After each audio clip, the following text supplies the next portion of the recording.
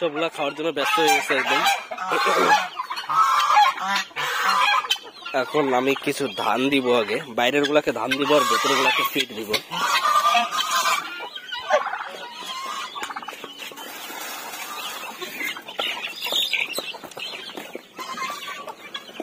এই মুরগিটার উম চলে আসছে, ডিম দিল কয়েকটা, ডিম দিল ভালোই কয়েকটা, এখন আবার উম চলে আসছে, এখন আর বসাবো না।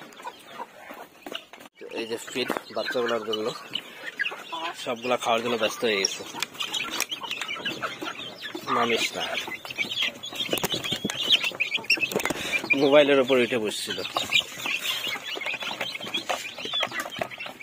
অন্ধকার হয়ে গেছে একদম, সন্ধ্যার টাইম।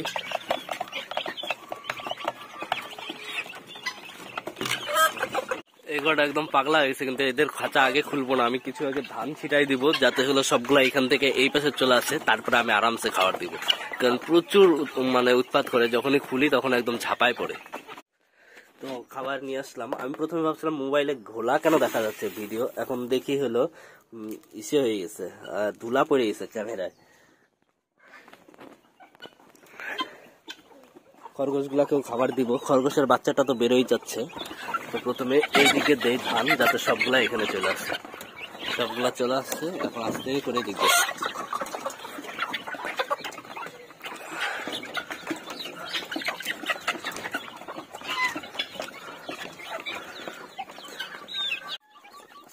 করে খুললাম। অনেকটা দূর হয়ে গেছে, এটাকে কাছে টানতে হবে।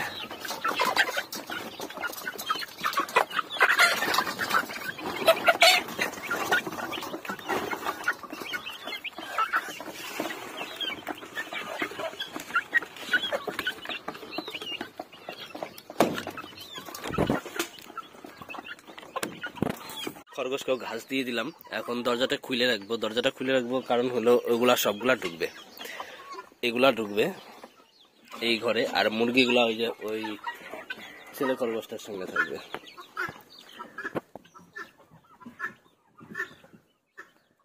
বাচ্চাগুলা বাচ্চা তো কালো বাচ্চাটা তো বারবার বের হয়, বাচ্চা একদম বড় হয়ে গেছে, একদম বড় হয়ে গেছে বাচ্চা, আর একদম সুস্থ আছে, ফিট আছে একদম।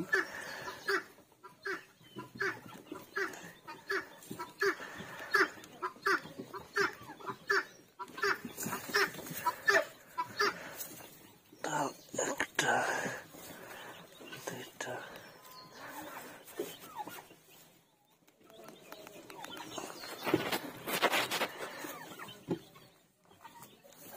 কালো বাচ্চাটা একদম ছোট, উইক কেন বুঝতেছি না, কিন্তু সাদা বাচ্চাটা একদম সুস্থ আছে, বড় আছে। কিন্তু হলো কালো বাচ্চাটা একদমই ছোট, কারণ কালো বাচ্চাটা বারবার বের হয়। এখন কালো বাচ্চার কোনো প্রবলেম হবে নাকি বুঝতেছি না। সাদা বাচ্চাটা একদম ফিট, এটাও বাচ্চা দিবে। তো এই ছিল আজকের আপডেট, আজকের মতো টাটা, বাই বাই।